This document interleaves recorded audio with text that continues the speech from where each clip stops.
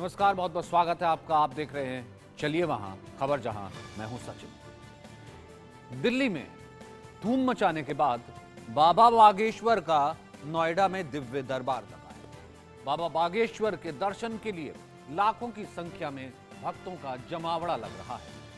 आयोजकों की तरफ से खास इंतजाम किए गए हैं, खास इंतजाम किए गए हैं, भव्य लगाया गया है, लाखों की संख्या में लोग आए। पुलिस की तरफ से भी खास इंतजाम किए गए हैं। कलश यात्रा के साथ दरबार की शुरुआत हुई।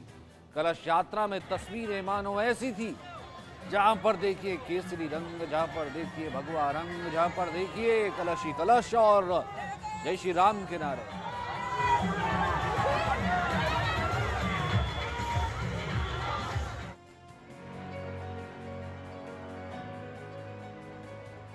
जिन्होंने पूरे मंदसौर को भगवामय बना दिया है। अब तो जो धर्म विरोधी हैं उनको भी खुजली हो गई होगी। और होती है जो होने दो, मलम हम लेकर देंगे, लेकिन भारत हिंदू राष्ट्र बन करके ही रहेगा। दिल्ली के बाद यूपी में पधारे बाबा बागेश्वर। यूपी में भी जगाएंगे हिंदू राष्ट्र की अलख। नोएडा में धर्मांतरण पर बाबा का करारा प्रहार। दिल्ली में बाबा बागेश्वर दरबार के सफल आयोजन के बाद नोएडा में बाबा का लगा है दरबार। 9 जुलाई को कलश यात्रा के साथ हनुमत कथा का आयोजन भी शुरू हो चुका है। करीब 200 बीघे में पंडाल बनाया गया है और दावा किया जा रहा है कि करीब 15 लाख से ज्यादा लोग बाबा बागेश्वर के प्रवचन को सुनने के लिए आएंगे। दिल्ली के बाद नोएडा में पंडित धीरेन्द्र शास्त्री का क्या है कार्यक्रम, देखते हैं। नोएडा के जैतपुर मेट्रो डिपो के पास कार्यक्रम हो रहा है। 10 से 16 जुलाई तक बाबा बागेश्वर हनुमत कथा कहेंगे। 12 जुलाई को बाबा का दिव्य दरबार लगेगा और लोगों की पर्ची निकालकर उसका समाधान बताएंगे। वहीं 14 जुलाई को बाबा की तरफ से सनातन धर्म सभा का आयोजन किया जाएगा और 24 घंटे भंडारे का आयोजन भी किया जा रहा है। नोएडा में बाबा बागेश्वर के दरबार की शुरुआत कल कलश यात्रा के साथ हो चुकी है। कलश यात्रा में भारी संख्या में महिलाओं की भागीदारी दिखी। बाबा के दरबार के लिए लोगों में भारी उत्साह है। खासकर दिव्य दरबार के दिन करीब 5 लाख से ज्यादा भक्तों के आने की संभावना है। आयोजकों की तरफ से भक्तों को प्रसाद खिलाने के लिए 24 घंटे भंडारे का आयोजन किया गया है। दरबार लगने वाला है और कुछ देर बाद पंडित धीरेन्द्र शास्त्री इसी पंडाल में मौजूद होंगे और बारिश के बावजूद भी देखिए सैकड़ों की संख्या में जो भक्त हैं वो मौजूद हैं और दरबार में बस एक ही चीज सुनाई दे रही है, जय माता दी, जय माता दी, जय श्री राम, जय श्री राम। पंडाल के चारों तरफ मैं दिखाऊंगा किस तरीके से देखिए हजारों की संख्या में जो भक्त है वो यहाँ मौजूद है। भारी बारिश के बावजूद भी जो भक्त है बुलंदशहर, बिजनौर, मेरठ, गाजियाबाद तमाम जिलों से यहाँ धीरे धीरे आ रहे हैं। पंडाल में देखिए केवल जय माता दी जो जोरे लगाए जा रहे हैं और तमाम तरीके की सुरक्षा व्यवस्था के लिए व्यवस्था की गई है। महिलाओं में काफी उत्साह है और इनका साफ तौर पर कहना है कि जब पंडित धीरेन्द्र शास्त्री यहाँ मौजूद होंगे तो हम उनकी कथा सुनेंगे और कहीं ना कहीं पंडित धीरेन्द्र शास्त्री जब आएंगे तो इनका उत्साह और बढ़ जाएगा। बाबा बागेश्वर जहाँ भी जा रहे हैं भक्तों की भारी भीड़ उमड़ रही है। बाबा भी अपने प्रवचन के जरिए लोगों में हिंदू राष्ट्र के लिए ललक बढ़ा रहे हैं। धर्मांतरण पर बाबा करारा प्रहार कर रहे हैं। बाबा बागेश्वर का जादू सिर्फ दिव्य दरबार ही नहीं बल्कि उनके प्रवचन में भी दिख रहा है। आखिर यूपी में बाबा बागेश्वर के दरबार के क्या है मायने? सनातन धर्म से युवाओं को जोड़ना, हिंदू राष्ट्र की मांग को मजबूत करना, धर्मांतरण जैसी साजिश पर प्रहार करना, देश में हिंदू राष्ट्र की अलख जगाना और यूपी दिल्ली में धर्मांतरण पर बाबा की तरफ से चोट किया जाएगा। बाबा बागेश्वर के दरबार को लेकर देश में धूम है। जहां जहां बाबा वहां पब्लिक की भीड़ देख मानो हिंदू राष्ट्र की अलख के पीछे पूरा हिंदुस्तान चल रहा हो। वहीं कई लोग ऐसे भी आरोप लगा रहे हैं कि बाबा बागेश्वर के दरबार के पीछे राजनीति है। 2024 से पहले बाबा बागेश्वर के दरबार को बीजेपी के मुद्दे के साथ जोड़कर देखा जा रहा है। खैर जो भी हो, लेकिन बाबा बागेश्वर के दरबार में आने वाले लोग आम जनता है जिन्हें बस बाबा को देखना है, सुनना है, दिव्य दरबार में बाबा के सामने बैठकर अपना समाधान जानना है। Bureau report, India news.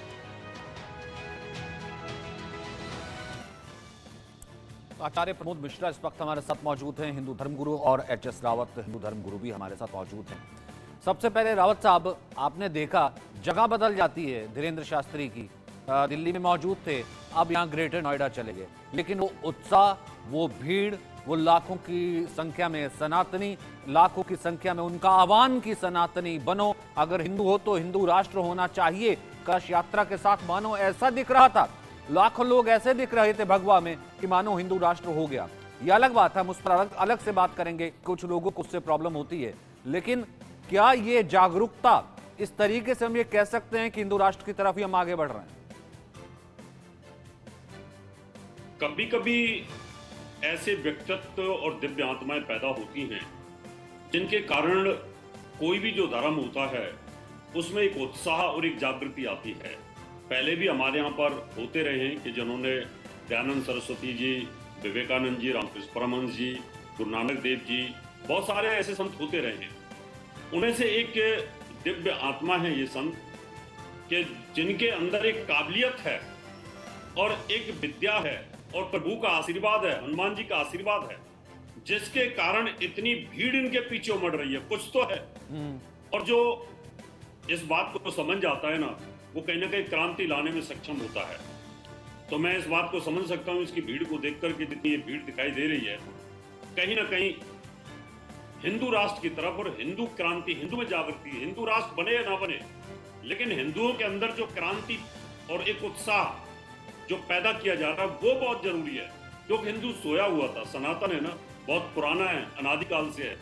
आज जिस जागृति की जरूरत थी वो जागृति ये लेकर के आ रहे हैं, इसलिए इनको मैं बहुत बहुत साधुवाद देता हूं और बहुत बहुत धन्यवाद देता हूं कि ये इसी प्रकार से, इसी उत्साह के साथ देश के प्रांत के कोने कोने में जाकर के इस प्रकार से जन जागरण करें। तो निश्चित तौर पर जो लव जिहाद है, जो धर्म परिवर्तन है, जो लैंड जिहाद है, जो कश्मीर को हिंदू विहीन किया गया, उन चीजों पर निश्चित तौर पर रोक लगेगी और हिंदू का जागृत होना बहुत जरूरी है सचिन जी, और इस काम में ये आगे बढ़े। हमारी शुभकामना इनके साथ है।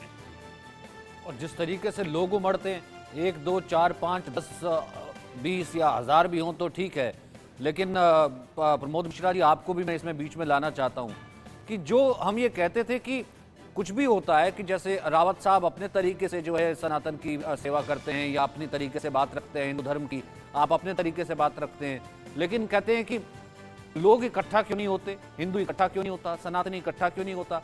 अब यहाँ पर हमने ये देखा है कि वो बात ही इसी चीज की कर रहे हैं कि आपने इकट्ठा होना है, वो बात ही इसी चीज की करते हैं कि आपने हिंदू राष्ट्र, और हिंदू राष्ट्र की परिभाषा भी वो उस तरीके का बता रहे हैं। हिंदू राष्ट्र का मतलब ये नहीं कि इस राष्ट्र का संविधान से कोई छेड़खानी होनी चाहिए। हिंदू राष्ट्र का मतलब हिंदू तो कम से कम जगा हुआ हो कि वो हिंदू है।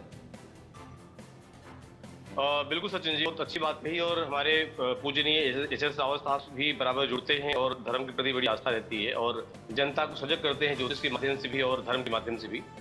मेरा कहना है कि जैसे जब भी हमने देखा कि पहले भी जैसे स्वामी विवेकानंद जी के माध्यम से, रामकृष्ण परमहंस जी के माध्यम से, आचार्य रामकृष्ण के माध्यम से, गायत्री परिवार के तरफ से भी बार बार जो है हिंदू को जगाने की कोशिश की गई है और करते ही रहे अपने तरीके से। हर कोई कर रहा है, जितने भी महापुरुष आए हैं करते रहे हैं। रामचरितमानस में कहा गया, बाबा तुलसी कहते हैं कि जब जब हो धर्म के हानि, बाढ़हि असुर अधम अभिमानी, तब तब प्रभु धरि मनुज शरीरा, हरहि कृपा निधि सज्जन पीरा, हरहि कृपा निधि सज्जन पीरा। परमात्मा का एक अंश अवतार, परमात्मा स्वयं नहीं आते, मतलब मैं इस भाव को इसलिए कह रहा हूँ कि लोगों को जोड़ के आगे चलना, हजारों नहीं, सैकड़ों नहीं, लाखों की संख्या में हिंदुओं को जागृत करना, और जागृत करना नहीं, दिलों में और दिमाग में राम के शब्दों को, हनुमान जी की शक्तियों को बता देना और उनको जोड़ करके आगे बढ़ाना, ये कोई छोटी मोटी बात नहीं होती सचिन जी। सचिन जी, बिना भगवत कृपा के ये संभव ही नहीं है। हम एक कदम तो बढ़ा ही नहीं सकते। यहाँ तो देश एक मतलब उसी कदम पर चल रहा है, उसी राह पर चल रहा है जहाँ पर ये बागेश्वर धाम वाले बाबा जी यानी धीरेन्द्र कृष्ण शास्त्री जी चाह रहे हैं, चलाना चाह रहे हैं, उस तरह से चल रहा है। और बहुत बड़ी बात यह है कि जिस तरह से जो सनातन धर्म के लोग हैं, मतलब गुरुकुल को खत्म कर देना, शिक्षा की व्यवस्था को खत्म कर देना, उस व्यवस्था को पुनः जागृत करते हुए और समाज में आके स्थापित कर रहे हैं। लोग अपने जागरण की तरफ बैठे हुए हैं, लग रहे हैं, आगे बढ़ने का प्रयास कर रहे हैं, बढ़ रहे हैं, धर्म को जानते हैं कि धर्म क्या होता है, ये जानते हैं। अभी जैसे कि दिल्ली में आए हुए थे तो उन्होंने बताया कि भाई तिलक क्यों लगाना चाहिए, तिलक लगाओ, आप जानो कि अपने आप को क्या हो। क्योंकि कई सारी बातें ऐसी हुई हैं, शिक्षा की व्यवस्था में स्कूलों में बच्चे आते हैं, वहां कहा जाता था कि भैया तिलक लगा क्यों आए हो, ये व्यवस्था ठीक नहीं है, आपके सिर पे चोटी है, चोटी ठीक नहीं है, स्कूल के लिए या व्यवस्था के लिए यहाँ के लिए जो शिक्षा की पद्धति इसलिए ठीक नहीं है, कहीं ना कहीं यहाँ भेदभाव भी होगा। तो ये सब व्यवस्थाओं को बच्चे क्या करते थे, टीका अपने आप लगा के मिटा देना, मौली हटा देना, कलावा हटा देना, चोटी हटा देना। तो अपनी संस्कृति जो हमारी है, हमारी सभ्यता है, उसको भी कहीं ना कहीं छुपाया जा रहा था, जिस भी माध्यम से, जो भी इसके पीछे लोग हों फिलहाल। लेकिन उस व्यवस्था को पुनः स्थापित करना, लागू करना, ये कोई छोटी मोटी बात नहीं, ये कोई दैवीय शक्ति ही है। और मैंने इस रामचरितमानस की चौपाई इसलिए कही है कि बिना प्रभु की इच्छा से, बिना प्रभु के जो उनकी कृपा से ये संभव ही नहीं है। तो यहाँ पर मेरा मानना है कि जो धीरेन्द्र शास्त्री कर रहे हैं, ये प्रभु की कृपा ही है, प्रभु की इच्छा है। और बड़े तौर तरीके से, बड़े नियम से, बड़े सिस्टम से और बहुत अच्छे विधि विधान से सब कुछ, देश का हर एक चीज, हिंदू का जागरण हो रहा है, चाहे वो राम मंदिर की स्थापना हो, चाहे वो जो है राम नाम का प्रचार हो, धर्म की ध्वजा लहराना और हिंदू राष्ट्र के प्रति आगे बढ़ाना, तो ये सब चीजें जो हो रही हैं बड़े सिस्टमेटिक तरीके से हो रही हैं और इसमें ईश्वर की कृपा है, इसीलिए संभव हो रहा है। सचिन जी, जाहिर सी बात है सर, वो सिर्फ हर बार ये 4 से 5 चीजें लेकर के जाते हैं कि भैया सनातन का प्रचार होना चाहिए, हिंदू राष्ट्र के लिए आगे बढ़ना चाहिए और धर्मांतरण का विरोध होना चाहिए। वो तभी होगा जब हिंदू एकजुट होगा। आपको तिलक लगाने में किस तरीके की है, आप जितने हिंदू एक दिन एकजुट होकर के आप तिलक लगा करके निकलिए या भगवा पहन के निकलिए, सबको पता रहेगा कि हाँ हिंदू कैसे एकजुट है और वो कैसे है। उस तरह की परिभाषाओं को वो हिंदू राष्ट्र कहते हैं। मैं रावत साहब के पास आऊँगा, लेकिन उससे पहले बड़ी अच्छी चौपाई आपने गाई थी। मैं चाहूँगा एक ऐसे ही भजन या एक ऐसी चौपाई अगर मिश्रा जी आप हमारे साथ, हमारे दर्शकों के लिए और गुनगुना पाएँ, फिर उसके बाद मैं रावत जी के पास जाऊँगा। बिल्कुल बिल्कुल। देखिए, एक और बड़ी अच्छी बात है, जैसे जब रामा अवतार हुआ, रामा अवतार में शूर्पणखा जब देखती है यहाँ पर कि भाई जो है राम और लक्ष्मण आए हैं और शूर्पणखा का नाक कट गया है, तो धर्म के बारे में, यानी उस महापुरुष के बारे में, राम और लक्ष्मण और सीता के बारे में शूर्पणखा कहती है अपने भाई से कि भाई 2 लड़के राम लखन इस दंडक वन में आए हैं, हम राह एक सीता नामी सुकुमारी नारी लाए हैं, बागे हैं और लड़ाके हैं, गोया शमशीर उन्हीं की है, वो पंचवटी में रहते हैं, मानो यह सिर उन्हीं की है। तो रावण कहता है कि अगर इतना बता रही हो, जानती भी हो, तो तुम उनके पास गई और मेरे 2 भाई खरदूषण भी वहां रहते हैं, उनसे जाके शिकायत नहीं किया? तो कहती है कि मैं वहां गई थी और उनका काम भी तमाम हो गया, मैं तुम्हारे पास आई हूँ, ये देखो मेरे कान और मेरी नाक कट गई है। तो कहती कि भाई 2 लड़के राम लखन इस दंडक वन में आए हैं, हम राह एक सीता नामी सुकुमारी नारी लाए हैं, बांके हैं और लड़ाके हैं, गोया शमशीर उन्हीं की है, वो पंचवटी में रहते हैं, मानो यह सिर उन्हीं की है। जब मैंने तेरा नाम लिया, हे भाई सुन, जब मैंने तेरा नाम लिया तो उसने मुझको दी गारी, मेरे कान कतर डाले, मेरी यह नाक काट डाली, तो मेरी यह नाक गई सो गई, अब अपनी नाक संभालो तुम, जो जग में रहकर नाक नहीं तो नकटा नाम धरा लो तुम। ये लाइन मुझे राधे श्याम रामायण की लाइन है, मुझे इसलिए याद आ गई कि आज मैं देखता हूँ कि धीरेन्द्र शास्त्री जहां जहां भी जाते हैं, धर्म की ध्वजा लहराते हैं, प्रचार करते हैं, तो जो ऐसे विधर्मी लोग हैं, विधर्मी लोग इसलिए मैं कहता हूँ जिनको धर्म की जानकारी ही नहीं है, जानते हैं धर्म होता क्या है, वो लोग उछलते हैं, कूदते हैं, अपना पूरा प्रयास करते हैं कि कैसे धर्म को दबाया जाए, धर्म को लुप्त किया जाए, क्योंकि पिछले लगभग 70 सालों में यही होता रहा है। आज जब धर्म का जागरण हो रहा है, धर्म की जागृति हो रही है, तो उनको कहीं ना कहीं एक काला चश्मा लगा हुआ है। उस चश्मा पहले से लगा हुआ है, अब चश्मा लगा हुआ है काला, तो रंग काला दिखाई देगा ही। इसलिए अब उनको, मुझे लगता है कि उन लोगों को, जो भी विधर्मी लोग हैं, इन लोगों को उस चश्मा को उतारने की जरूरत है। चश्मा को उतारें, देखें, और उनको ये जानकारी भी लेनी चाहिए कि धर्म आखिर कहते किसे हैं, धर्म की परिभाषा होती क्या है।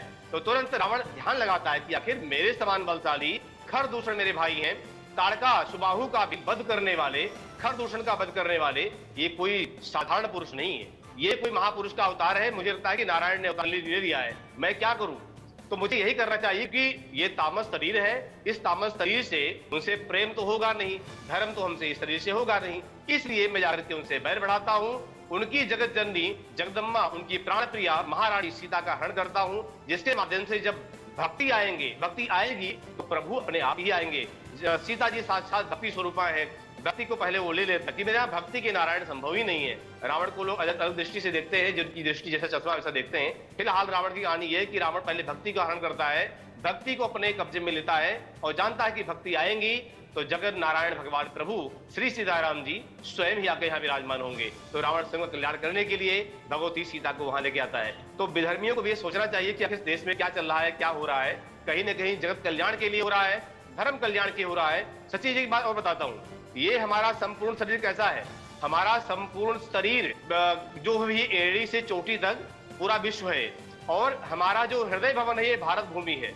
एक ही देश है जिसको भारत माता कहते हैं, और इस हृदय भवन के जिस दिन धर्म की धड़कन रुक जाती है ये शरीर नष्ट हो जाता है। इसीलिए धर्म की धड़कन भारत में बराबर जगनी ही चाहिए।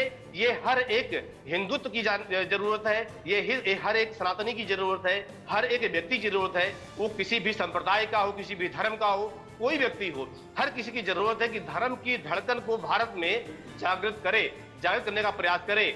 क्योंकि जिस दिन ये धड़कन, धर्म की धड़कन इस संपूर्ण विश्व में नहीं, हृदय रूपी विश्व में नहीं चलेगी, तब कोई विश्व का कोई भी देश हो, प्रदेश हो, नगर हो, ग्राम हो, कोई भी चल नहीं सकता। इसलिए भारत में धर्म की धड़कन होनी चाहिए। हर एक व्यक्ति की जरूरत है, हर एक व्यक्ति का कर्तव्य है कि धर्म की धड़कन अपने अपने तरीके से वो जरूर उसको जागृत करे, उसका प्रचार प्रसार अवश्य करे। जी सचिन जी। और रावत जी इन्होंने विधर्मियों का जिक्र किया। अब हर धर्म में मैं देखता हूँ मस्जिद से हो जाती हैं, खुतबे हो जाते हैं, तमाम तरीके की सभाएं हो जाती हैं। वो जाकिर नाइक देखिए कितने लाख इकट्ठा करता रहा, उसको कुछ नहीं हुआ, वो तमाम बरगलाता रहा और कन्वर्ट करता रहा और गाली देता रहा, तमाम चीज़ें करता रहा, हिंदुओं का अपमान करता रहा, कुछ नहीं सेकुलर रहा। उसके मंच पर भी तमाम नेता पहुंच गए थे जिनको पहुंचना था। उस वक्त मुस्लिम लोग जो है तमाम चीज़ें हो गई थी। ठीक है, ये सब भी चलता रहा, ये देश बहुत अच्छा सेकुलर रहा तब भी। उसके बाद ये तमाम चीज़ें हो जाती हैं, बाकी धर्मों में भी तमाम चीज़ें हो जाती हैं। लेकिन जब कोई ऐसा कोई हिंदू धर्म गुरु इस तरह की चीज़ करता है और उसके साथ उसके भागवत में या उसके इस सनातन में जो इतने लोग अगर इकट्ठा हो जाते हैं, हिंदू राष्ट्र की बात कर देता है, तो लोगों को ये राष्ट्र विरोधी क्यों लगने लगता है? सचिन जी, जब भगवान राम को विश्वामित्र जी लेकर के गए तो उस समय भी इसी प्रकार की स्थिति थी कि वहां पर जब अगर तपस्वी लोग हवन यज्ञ करते थे तो वहां पर राक्षस लोग उनको तकलीफ देते थे, उनके यज्ञ को कहीं ना कहीं दूषित करने की कोशिश करते थे। यही स्थिति हिंदुस्तान में रही, इतने साल हम गुलाम रहे, लेकिन उसके बावजूद भी हमारे धर्म को टिका ना पाए। बहुत सारी चीजें धर्म परिवर्तन किया, धर्म परिवर्तन जबरदस्ती कराया, लेकिन फिर भी हम टिके नहीं, भारत टिका नहीं, क्योंकि अनादिकाल है, क्योंकि भारत से सब निकले हुए थे। लेकिन जैसे कभी आचार्य मिश्रा जी ने कहा कि तिलक है, चोटी है, इन चीजों को समझने की जरूरत है। अभी हमारे जो बच्चे कॉन्वेंट में पढ़ते हैं उनको हम समझाने में सक्षम नहीं रहे बहुत अनादिकाल से कि तिलक लगाने का वैज्ञानिक रहस्य क्या है। बेटा, अगर हम उनको बोले कि तुम तिलक लगा के जाओ तो तुम्हें सरस्वती प्राप्त होगी, विद्या होगी और जो तुम्हारा ध्यान का केंद्र है वो मजबूत हो जाएगा, तो बच्चा अपने आप बिना बताए तिलक लगाएगा। अगर हम उसको बोल दें बेटा चोटी रख ले, जो पहले तो मजाक होता था, अगर हम उनको बोले चोटी रखने से तुम्हारे ब्रेन के सिग्नल्स हाई हो जाएंगे और तुम्हारी मेमोरी ज्यादा अच्छी होगी, एग्जाम में अच्छे से पास हो सकते हो, तो वो किसी की परवाह किए बिना हम बच्चा जो है बहुत अच्छे से चोटी रख सकता है। लेकिन समय का परिवर्तन आया और हम इतने सालों में आजाद होने के बावजूद भी ये नहीं समझ पाए कि कहीं ना कहीं कुछ भितरघात हमारे देश के साथ हो रहा है। पाकिस्तान में जो लगातार मौलवी और मौलाना हैं वो जहर उगल रहे हैं, वहां की सरकार, वहां की ISI वो जहर उगल रही है, और साथ में हमारे यहाँ भी जो पाले हुए मौलाना थे जाकिर नाइक जैसे, वो सरेआम कहीं ना कहीं कुरान का हवाला देते थे और ये बोलते थे सचिन जी कि कुरान की सूरा नंबर फलाना, आयत नंबर फलाने में ये लिखा है कि जहां पर भी आपको काफिर दिखाई दे, मूर्ति पूजक दिखाई दे, उसका कत्ल कर दो और आपको जन्नत मिलेगी और बेहतर हूर मिलेंगी। जिसकी किताब में अगर ऐसा लिखा हो, आज हमारे पास में इनकी काट करने के लिए, भीड़ को कम से कम समझाने के लिए बागेश्वर बाबा जैसे एक व्यक्तित्व पैदा हुए हैं। मैं तो इनको यही कहना चाहूंगा, और साथ में जितने कथाकार हैं जो मुझे इंडिया न्यूज के माध्यम से सुन रहे हैं, उनको मैं कहना चाहता हूं, ये जो आप नचाते हो ना, ये नाचना बंद करा दो और इनकी जगह ये बताओ कि तुम्हें दुर्गा का रूप धारण करना है, तुम्हें कहीं ना कहीं विश्वामित्र का रूप धारण करना है, तुम्हें वो तेजस्वी और ओजस्वी बनना है धर्म की रक्षा के लिए।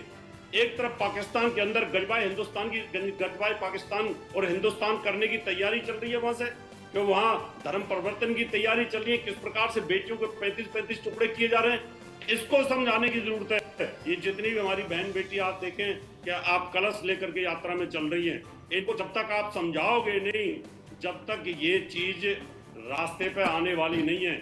इसलिए मैं पूरी पूरी प्रशंसा करता हूं, दिल से, आत्मा से, मन से साधुवाद देता हूं धीरेन्द्र शास्त्री जी को कि उन्होंने इस लाइन को पकड़ा है और वो पकड़ करके आगे बढ़ाते रहे तो देश के अंदर जागृति आएगी, बच्चों में जागृति आएगी, हमारी बहन बेटियों में जागृति आएगी। उनको पता चलेगा कि ये लोग किस षड्यंत्र के तहत, कौन सी किताब के तहत ये गजवाए हिंदुस्तान करना चाहते हैं और किस प्रकार से धर्म परिवर्तन कराना चाहते हैं और किस प्रकार से कत्लेआम करना चाहते हैं, सरेआम सरतन से जुदा की बातें करते हैं। इसको अलर्ट करना होगा। मैं तो कहता हूं कि अपने प्रवचनों में आप बहुत सख्ती के साथ बात रखते हैं, लेकिन साथ में तिलक, चोटी और हमारे जो विधि विधान हैं उनको भी अगर बताएंगे तो बच्चों पे बड़ा फर्क पड़ेगा। क्योंकि आज आपके वाणी में सरस्वती विराजमान है, आज आपको हनुमान जी का आशीर्वाद है, तो आप कम से कम बोलोगे तो बच्चों में बड़ा परिवर्तन आएगा और बच्चे एक्टिव होंगे। तो निश्चित तौर पर मुझे उम्मीद है कि बागेश्वर बाबा के दिल्ली में आने के बाद और नोएडा में आने के बाद इस क्षेत्र में एनसीआर के अंदर लोगों में जागृति होगी और कहीं ना कहीं क्रांति सचिन जी जरूर आएगी। और प्रमोद मिश्रा जी, क्रांति और धर्म की क्रांति जब आती है तो ऐसे में वो लोग जिनको जो कहते हैं कि कोई धर्मांतरण नहीं होता, लव जिहाद नहीं होता और किसी तरीके की लिंचिंग नहीं होती, तमाम लोग इस तरह की बातें करते हैं, उनको फिर ऐसे लोगों से डर क्यों लगता है? देखिए सचिन जी, डर इसलिए लगता है क्योंकि सीधी सी बात है कि जो बराबर अभी काफी सालों से जो चल रहा था, जो अपना चला रहे थे, जानते थे कि हाँ देश तो को हर तरह से मोड़ ले जाएंगे। और सीधी सी बात है, अभी जैसे कि रावत साहब भी कह रहे थे, अभी मैं अपनी बात बताता हूँ। हमने अपने बच्चे का एडमिशन कराया स्कूल में, वहां पर बच्चों को आज चोटी का मजाक बनाया गया, जबकि उससे मोटी चोटी रखी हुई है, बड़ी चोटी रखी हुई है, टीका लगा के वो जाता था, नित्य संध्या वंदन करके जाता है, तो मजाक उड़ाया गया। बच्चा घर पे आता है रो रहा है, वो ये कह रहा है कि भाई पापा मुझे चोटी नहीं रखनी। क्यों नहीं रखनी? उसे पता ही नहीं उसके बारे में। हमने बिठा करके मतलब बता तो रखा था, लेकिन जब स्कूल में गया तो काफी उसको कंफ्यूज किया गया, बच्चों ने मजाक उड़ाया। टीचर कह रहे हैं कि नहीं नहीं ये तो गलत है, कहीं ना कहीं भेदभाव आएगा, ऐसा होगा वैसा होगा। तो जब हमें जानकारी उस बारे में नहीं, तो इसलिए ये चीजें समाज में कहीं ना कहीं होती हैं। तो जो बेधर्मी लोग हैं, बेधर्मी वही मैं आपको बार बार कहता हूं कि जो धर्म की जानकारी रखते ही नहीं है और न रखना चाहते हैं, उस पथ पर चलना भी नहीं चाहते, ऐसे लोग हैं। तो हमें जरूरत है वशिष्ठ बनने की, जरूरत है विश्वामित्र बनने की, जरूरत है नारद जी बनने की, जरूरत है गुरु बनने की, से गुरु परंपरा भारत में रही है, ये आवश्यकता है। इसलिए अगर जब तक ये नहीं बनेगा तब तक ऐसे जो लोग हैं जिनको मिर्ची लगती है, ये शब्द इसलिए बोल रहा हूं कि लगती ही लगती है, ऐसे जो लोग हैं तो ये इनको लगेगी, क्योंकि जो इनको मिल रहा था, जो ये कर रहे थे, जो ये चाह रहे थे, वो चाह नहीं पा रहे हैं। उनके जो उनका ब्रेन चल रहा था उसमें ब्लॉकेज हो गई है, उनका ब्लॉक हो गया है, क्योंकि दिमाग काम करता ही नहीं, करे क्या? तो सीधी सी बात है, जो आदमी पगलाएगा तो उससे मतलब चिल्लाहट तो आएगी, उत्पलाहट तो आएगी, बचा मतलब बिलबिलाहट भी आएगी। तो ऐसा इसलिए हो रहा है क्योंकि उस स्थान पर आदमी जो विचारधारा थी, सोच थी, जो प्लानिंग थी कि 10 साल में ये कर लेंगे, 20 साल में ये कर लेंगे, ऐसा भेजो, ये भारत ऐसा नहीं ऐसा होगा, जो नीतियां पाकिस्तान की वो नीतियां भारत में लाना चाह रहे थे, अपने उस ग्रंथ की, जो भी इनके ग्रंथ है अपने, उसका पूरा पालन करते हुए ये चाह रहे थे कि नहीं बिल्कुल उस शिक्षा पद्धति को हम लेके आएंगे। इनको जो भी मतलब हिंदू नहीं, इनके यहाँ काफिर होता था, वो उस काफिर की भाषा को लागू कर रहे थे। तो अब जो है बिलबिलाहट इसलिए सचिन जी हो रही कि वो अपना कर नहीं पा रहे हैं। हमारे यहाँ जागृति हो रही है, जैसे अभी धीरेन्द्र शास्त्री जी आ रहे हैं, काफी और ऐसे संत महात्मा लोग हैं जो बराबर इस पर काम कर रहे हैं, बराबर काम कर रहे हैं, और वो काम आगे इस तरह से कर रहे हैं कि आगे धर्म को बच्चों को सिखाना, उनको जानकारी देना, ज्ञान देना। और आपके चैनल के माध्यम से, इंडिया न्यूज के माध्यम से मैं ये भी कहना चाहता हूँ कि हमारे जो सनातन धर्म के अनुयायी हैं, इनको मानने वाले हैं और जो इस धर्म का पालन करने वाले लोग हैं, इन लोगों को भी अपने धर्म की शिक्षा, धर्म क्या होता है, अध्यात्म क्या होता है, भारत की संस्कृति क्या है, सनातन की संस्कृति सभ्यता क्या है, इसका ज्ञान उनको भी होना चाहिए और अपनी आने वाली पीढ़ी को, अपने बच्चों को भी सिखाना चाहिए, क्योंकि धर्म एव हतो हंति, धर्मो रक्षित रक्षिता। अगर हम धर्म की रक्षा नहीं करेंगे या नहीं कर पा रहे हैं तो आने वाले भविष्य में कहीं ना कहीं दिक्कत होगी। इसलिए जरूरी है कि धर्म को मानना, जानना, समझना, अपने जीवन में उतारना। और मानना ही नहीं, हम सुंदरकांड पढ़ते हैं तो सुंदरकांड के चौपाइयों का, दोहों को भी जानना भी चाहिए। हम राम की पूजा करते हैं तो राम को ही नहीं मानना, उनके आचार विचारों को भी मानना। धनुष बाण, राम धनुष बाण भी रखते हैं। दुर्गा की पूजा करते हैं, दुर्गा माता भी तलवार भी रखती हैं, चक्र भी रखती हैं। नारायण की पूजा करते हैं तो नारायण चक्र भी रखते हैं। तो कहने का मतलब उन देवी देवता को पूजा करना, उनके शास्त्रों का पालन करना, पढ़ना, समझना, उनके बताए रास्ते में चलना भी बहुत जरूरी है। उसको पढ़ना ही जरूरी नहीं है, उसको उसके अर्थ को समझना भी जरूरी है। तो जितने भी कथाकार हैं, जितने भी सुंदरकांड पाठ करने वाले विशेषज्ञ लोग हैं, जितने रामचरितमानस का पाठ करने या करवाने वाले लोग हैं, मैं इनसे भी निवेदन करता हूं कि ये लोग भी उसका आधार मान करके अपने उसके बारे में बताएं। जितना भी जिनके लोग बात मानते हैं, चाहे वो धर्मगुरु हो, जो भी हो, बात मानते हैं, तो अपनी अपनी भाषा में, अपनी तरीके से उनको समझाएं, बताएं कि हमारा भारत क्या है, हमारा शास्त्र क्या है, शास्त्र हमारा क्या कहता है, हमें क्या करना चाहिए। ये शिक्षा उनको होनी चाहिए, आने वाली पीढ़ियों को होनी चाहिए। ये बहुत जरूरी है, क्योंकि अगर हम अपने बच्चों को ज्ञान नहीं देंगे, हम अपने पीढ़ियों को ज्ञान नहीं देंगे, तो हमारे भारत का भविष्य कैसे बनेगा, कैसे जागृत होगा। क्या क्रिश्चियन की स्कूलों में थोड़ी सिखाया जाएगा? वहां बच्चे जाकर के क्या होता है कि वो अपनी सिखाते हैं। हमारे धर्म से कोई मतलब नहीं होता कि सनातन क्या है, उससे कोई मतलब नहीं होता। इसलिए जरूरी है कि बेशक बच्चे कहीं पढ़े, खूब अंग्रेजी पढ़ाओ, लेकिन संस्कृत भी पढ़ाओ। सचिन जी देखिए, कुरान को समझने वाला एक मुसलमान, वो जो है उसको उर्दू आती है, वो कुरान पढ़ लेता है। अंग्रेजी पढ़ने वाला क्रिश्चियन, वो बाइबल पढ़ लेता है। लेकिन हमारा जो हिंदू समाज है, हमारा सनातन समाज है, उसको संस्कृत नहीं आती है। इसलिए संस्कृत की जरूरत है, जिससे जरूरत है आपने कहा कि सशक्त होने की, क्योंकि मेरे पास वक्त इतना ही है आप दोनों के साथ जुड़ने का। मैं चाहता हूं मिश्रा जी, आप हमारे दर्शकों को एक चौपाई या भजन के साथ छोड़े जाएं। बहुत सुंदर। मैं प्रार्थना करना चाहता हूं, प्रार्थना हनुमान जी की है। अरे प्रार्थना है यही मेरे हनुमान जी, प्रार्थना है यही मेरे हनुमान जी, मेरे सर पर भी अब हाथ धर दीजिए।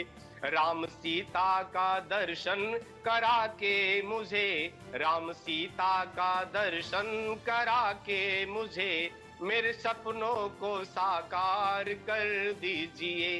प्रार्थना है यही मेरे हनुमान जी, प्रार्थना है यही मेरे हनुमान जी, मेरे सर पर भी अब हाथ धर दीजिए। प्रार्थना है यही मेरे हनुमान जी, मेरे सर पर भी अब हाथ धर दीजिए। मैं भावुक तो हूँ पर नहीं भक्त हूँ, मैं भावुक तो हूँ पर नहीं भक्त हूँ, इसी कारण से विषयों में आसक्त हूँ।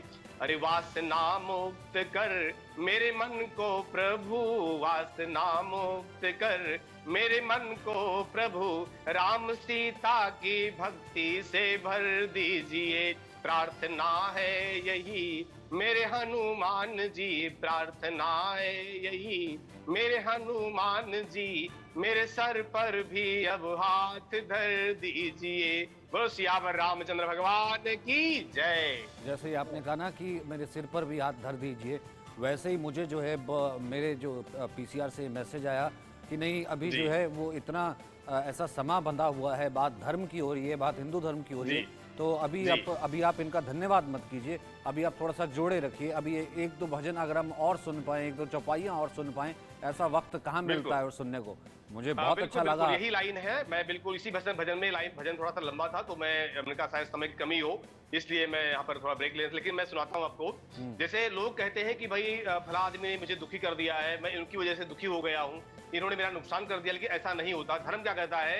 अरे दुख देते मुझे मेरे ही पाप है, दुख देते मुझे मेरे ही पाप है, मेरे मन में है क्या जानते आप हैं, मेरे मन में है क्या जानते आप हैं। अरे हनुमान जी किसके रूप हैं? शंकर जी के रूप हैं।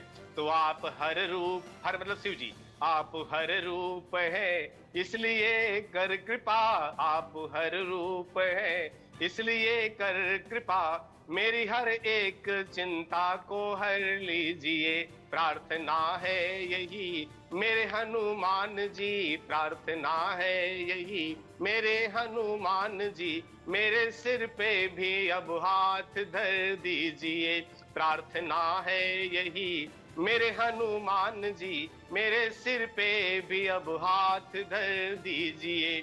हर एक भक्त की, हर एक इंसान की, मनुष्य की, मानव की कामना होती है। क्या कामना होती है? तन निरोगी रहे, धन भी भरपूर हो, तन निरोगी रहे, धन भी भरपूर हो, मन भजन में रहे, द्वंद्व दुख दूर हो, मन भजन में रहे, द्वंद्व दुख दूर हो। अरे कर्ज भी ना रहे, मर्ज भी ना रहे, कर्ज भी ना रहे, मर्ज भी ना रहे, फर्ज निभता रहे, ऐसा वर दीजिए, प्रार्थना है यही मेरी हनुमान जी, प्रार्थना है यही मेरी हनुमान जी, मेरे सर पे भी अब हाथ धर दीजिए, प्रार्थना है यही मेरी हनुमान जी, मेरे सर पे भी अब हाथ धर दीजिए। तो मैं कथा भी कहूँ तो सिया राम की, मैं कथा भी कहूँ तो सिया राम की, मैं भक्ति करूँ तो सिया राम की, मैं भक्ति करूँ तो सिया राम की, सृष्टि राजेश दिखे सिया राम में। मतलब मैं जो भी देखूं मुझे सब सीताराम ही दिखाई दे संसार में, और ना मैं किसी का हूं ना मैं कोई अपना है, मैं सभी का हूं, सभी मेरे अपने हैं। दृष्टि मेरी ऐसी होनी चाहिए। तो सृष्टि राजेश दिखे सिया राम में, दास दृष्टि में वो अब असर दीजिए, प्रार्थना है यही मेरे हनुमान जी, प्रार्थना है यही मेरे हनुमान जी, मेरे सर पर भी अब हाथ धर दीजिए, प्रार्थना है यही मेरे हनुमान जी, मेरे सर पे भी अब हाथ धर दीजिए, मेरे सर पे भी अब हाथ धर दीजिए। बोल सच्चिदानंद भगवान की जय, सियावर रामचंद्र भगवान की जय। बहुत बहुत धन्यवाद सचिन जी, मुझे बड़ा अच्छा लगा कि आपने मुझे मौका दिया ये भजन सुनाने का। नहीं, मैं तो चाह रहा हूँ कि अभी मैं तो चाह रहा हूँ कि अभी मैं आपसे और जुड़ा रहूँ, लेकिन रावत साहब अब गुनगुनाते तो आप भी अच्छे हैं, क्योंकि चौपाइयाँ भी आप अच्छा करते हैं, धर्म की इतनी जानकारी आपके पास है, धर्म का इतना काम करते हैं, और बाकी धर्मों की भी इतनी गहन आपके पास समझ है, और इतना आपने स्टडी किया है। लेकिन अगर आपके श्रीमुख से भी कुछ हो जाए। सचिन, मेरा संगीत और मेरा ये जो चिंतन है इस तरह का जो प्रमोद जी का है, उसमें मैं कमजोर हूँ। हाँ, मैं साइंटिफिक और आध्यात्मिक इसके चिंतन में जरूर अपनी वाक पढ़ता रखता हूँ, और कहीं ना कहीं उसका अध्ययन भी है मेरे पास में। जो संगीत वाला जो भक्ति का मामला है वो मेरा थोड़ा सा वीक है, इसलिए इसकी जिम्मेवारी तो प्रमोद मिश्रा जी पर है। ठीक है मिश्रा जी, एक या दो और चौपाई हो जाए। बिल्कुल, मैं बड़ा सुंदर सा एक सुनाना चाहता हूँ। जैसे आप अक्सर सुनते होंगे और कि जो भगवान राम की स्तुति है, श्री रामचंद्र कृपाल भजुमन हरण भव भय दारुणम, इसका मैं थोड़ा सा कुछ समय के लिए अर्थ समझाना चाहता हूँ कि कैसे प्रार्थना होती है। शुरुआत हुई है स्त्री। आप देखिए श्री हनुमान चालीसा जो है वो अभी वहां पर शुरू होता है स्त्री से, श्री गुरु चरण सरोज रज। यहाँ पर जो श्री रामचंद्र की जो है स्तुति है वो भी ऐसी शुरू होती है। कहते हैं बाबा तुलसी ने लिखा कि श्री रामचंद्र कृपाल भज मन। बाबा तुलसी कहते हैं कि हे मन, मैं किसी और को क्यों कहूं कि तुम भजन करो, पूजा करो, पाठ करो, नहीं, मैं अपने आप से कहता हूं। श्री रामचंद्र कृपाल भज मन हरण भव भय दारुणम। कहते हैं बाबा तुलसी कि हे मन, तू उन कृपालु का, श्री रामचंद्र का भजन क्यों नहीं करता? वो कहता है महाराज मैं करूं तो, लेकिन कैसे करूं, क्या मिलता है करने से? तो बाबा कहते हैं कि हरण भव भय दारुणम। अरे भव सागर के भय को हरने वाले हैं, वो ऐसी शक्ति उनके पास है, ऐसी कृपा उनकी है कि कृपा जब हो जाए तो भव सागर के भय को हरने वाले हैं। तो मन कहता है कि भाई ठीक है मैं मान लेता हूं, लेकिन मैं कैसे कहूं वो कैसे हैं, मैं कैसे जानूं स्वरूप क्या है उनका? तो कमल से उदाहरण दिया। कमल से उदाहरण क्यों दिया? नव कंज लोचन कंज मुख कर कंज पद कंजारुणम, श्री रामचंद्र कृपालु भज मन हरण भव भय दारुणम। नव कंज लोचन कंज मुख कर कंज पद कंजारुणम। कैसे? नव कंज लोचन, नयन कमल, मुख कमल, कर कमल, चरण कमल, कमल ही कमल। इस तरह से प्रार्थना की, कहा कि भाई उनका उदाहरण कमल से है। तो मन कहता है कि महाराज कमल से उदाहरण क्यों दिया आपने? तो बाबा तुलसी कहते हैं कमल से उदाहरण इसलिए दिया है कि ब्रह्मा जी की सृष्टि में एक कमल ही ऐसा है जो ब्रह्मा जी ने नहीं बनाया है। बाकी सृष्टि में सब कुछ बनाया है, सारे जीव जंतु मानव दानव सब कुछ ब्रह्मा जी ने बनाया है, लेकिन ब्रह्मा जी ने कमल नहीं बनाया है। क्यों? ब्रह्मा जी की उत्पत्ति ही कमल से हुई है, इसलिए कमल का उदाहरण दिया।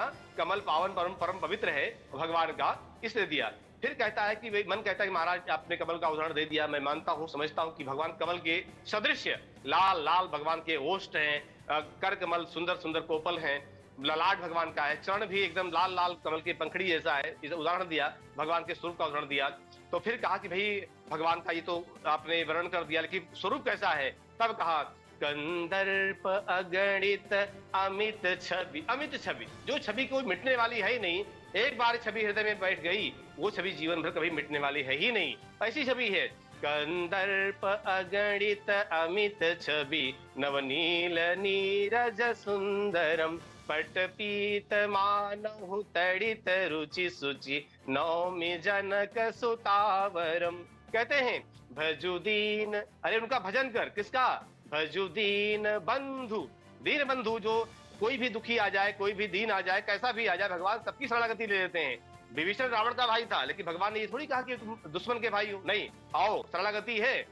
तो भजु दीन बंधु दिनेश दानव दैत्य वंश निकंदनम रघुनंद आनंद कंद कौशल चंद दशरथ नंदनम सिर मुकुट कुंडल तिलक चारु उदार अंग विभूषणम।